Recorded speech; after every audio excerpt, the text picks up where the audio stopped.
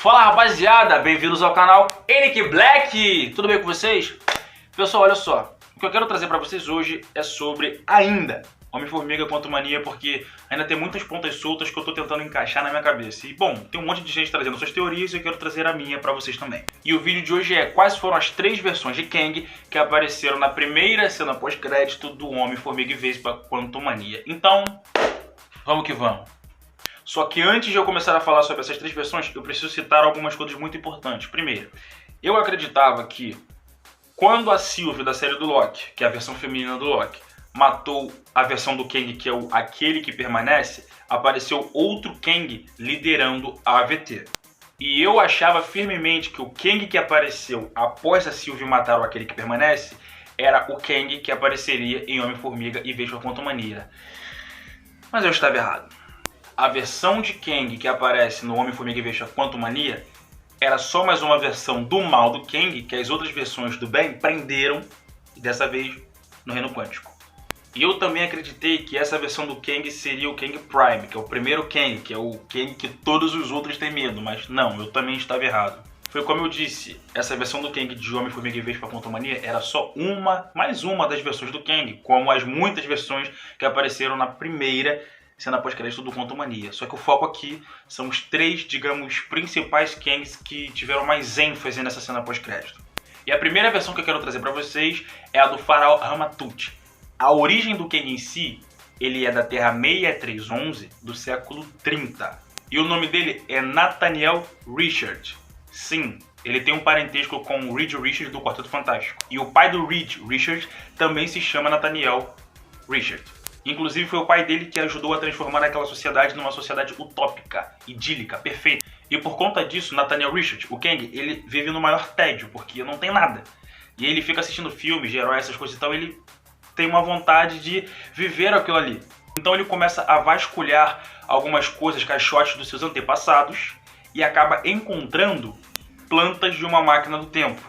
Então, já que ele está numa sociedade muito avançada e ele, por ser uma espécie de cientista, ele consegue construir essa máquina do tempo.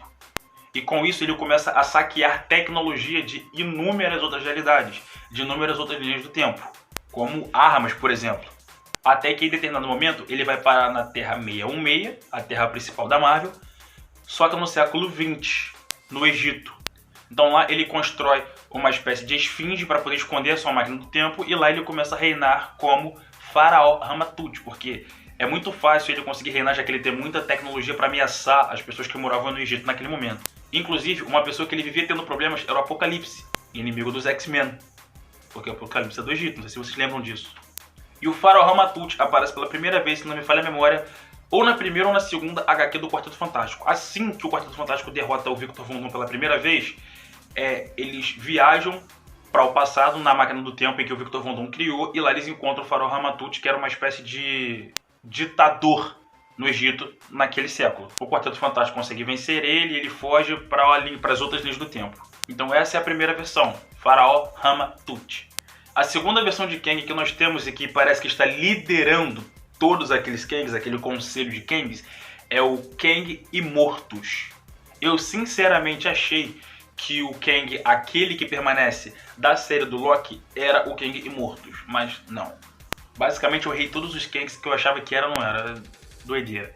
O Kang Imortus, ele já é um Kang mais velho, como eu disse, e ele já viajou para uma porrada de linhas do tempo, para outras realidades. E por muitos séculos, cometendo crimes e fazendo o que o Kang sempre faz, saquear a tecnologia para que ele possa ficar cada vez mais forte. Então, os Guardiões do Tempo, vendo tudo isso que ele fez, lhes dão um serviço, que ele possa cuidar das linhas do tempo, proteger as linhas do tempo, para que não haja problemas nelas. Foi por conta disso que eu achei que o Kang da série do Loki, aquele que permanece, era o Kang Imortus, porque ele basicamente faz a mesma coisa. Só que lá nós descobrimos que os Guardiões do Tempo eram falsos, então basicamente ele criou aquele mito todo só para poder, entre aspas, proteger as linhas do tempo das suas outras versões do mal. E inclusive, muitas vezes ele usava atitudes moralmente questionáveis para poder proteger as linhas do tempo, como se ele estivesse relembrando do ele do passado, que era o Kang que conquistava e se entrasse no caminho dele ele matava. Mas um ponto muito importante que vocês precisam saber sobre o Kang Imortus, ele é exatamente o mesmo Kang que o Kang Prime. Ah, mas como assim? Muito simples. O Kang Prime é o primeiro Kang, ok? E o Kang Mortus tá lá no futuro, ou seja, eles são a mesma pessoa, da mesma linha do tempo, só que em pontos do tempo diferentes. O Prime veio primeiro e o Mortus é o final. Pra vocês terem uma ideia que essa parada é tão séria, mas tão séria, que quando o Kang Prime, que ama conquistar, descobre que o futuro dele, sendo Kang e Mortus, não é mais conquistar e sim cuidar das linhas do tempo, o Kang Prime vai até o Kang Mortus, eles começam a trocar porrada de verdade. Porque o Kang Prime não quer deixar de conquistar terras, nem realidades.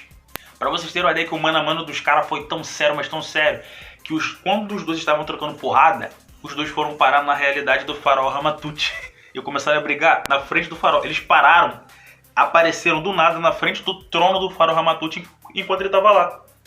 Cara, e isso seria muito legal de adaptar e colocar nas telas de cinema. E a terceira versão do Kang é... não sei. Ah, mas tá todo mundo falando que é o Centurião Escarlate. O cacete.